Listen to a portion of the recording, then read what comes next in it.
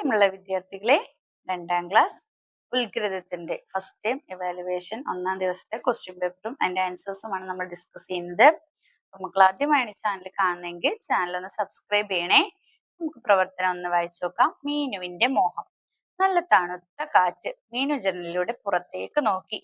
മാനം കറുത്തിരുണ്ടു, കാറ്റിന് ശക്തി കൂടി, മരങ്ങൾ ആടിയുലഞ്ഞു, മഴത്തുള്ളികൾ മണ്ണിലേക്ക് വീണു, മണ്ണ് കുതിർന്നു, പുതുമണം പരന്നു, ചെടികളും പൂക്കളും മഴയിൽ കുളിച്ചു. മഴ നനയാൻ മീനുവിന് മോഹമായി. ഇത്രയാണ് തന്നിരിക്കുന്നത്. ഇത് യോജിച്ചവ ചേർത്ത് വരയ്ക്കുക. കാറ്റ്. കാറ്റ് എന്ന് പറഞ്ഞ കാറ്റിന് എന്താ സംഭവിച്ചതെന്ന് നമുക്ക് പറയാം. എന്താണ് കാറ്റ് എന്ത് ചെയ്തു? കാറ്റിന് ശക്തി കൂടി അല്ലേ? കാറ്റിന് ശക്തി കൂടി. കാറ്റിന് ശക്തി കൂടി, അതൊന്ന് എടുത്ത് എഴുതാം. രണ്ടാമത്തേന മാനം കറുത്തിരുണ്ടു. അതിൽ എഴുതിയിട്ടുണ്ട് അല്ലേ? മാനം കറുത്തിരുണ്ടു. പിന്നെയോ അടുത്തത് മരങ്ങൾ. മരങ്ങൾക്ക് എന്താ സംഭവിച്ചത്? ആടി ഉലഞ്ഞു. മരങ്ങൾ ആടി ഉലഞ്ഞു. ഇത് 3 ഈ ലൈനിൽ തന്നെ ഉണ്ട്. അത് യോജിച്ചത് എടുത്തിരിക്കുക. ഇനി മഴത്തുള്ളികൾ മണ്ണിലേക്ക് വീണപ്പോൾ എന്ത് സംഭവിച്ചു? മഴത്തുള്ളികൾ മണ്ണിലേക്ക് വീണപ്പോൾ എന്താ സംഭവിച്ചേ? മണ്ണ് കുതിർന്നു, പുതുമണം പരന്നു, ചെടികളും പൂക്കളും മഴയിൽ കുളിച്ചു. അല്ലേ?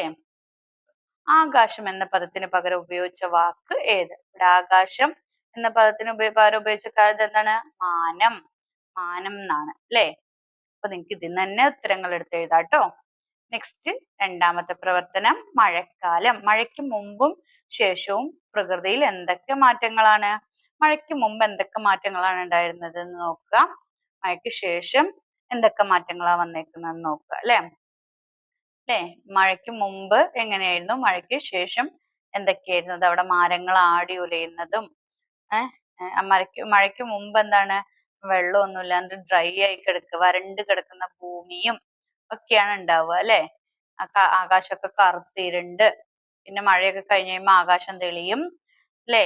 കാറ്റൊക്കെ മാറും, പിന്നെ വെള്ളമൊക്കെ ഉണ്ടാകും. അങ്ങനെയൊക്കെയാണ്. അപ്പൊ നിങ്ങൾ എന്താണ് ഈ പടങ്ങളിൽ പിക്ചറുകളിൽ കാണുന്നതെന്ന് വെച്ചാൽ മഴയ്ക്ക് മുമ്പ് ഉണ്ടായ മാറ്റങ്ങളും മഴയ്ക്ക് ശേഷം സംഭവിച്ച മാറ്റങ്ങളും എടുത്തെഴുതുക.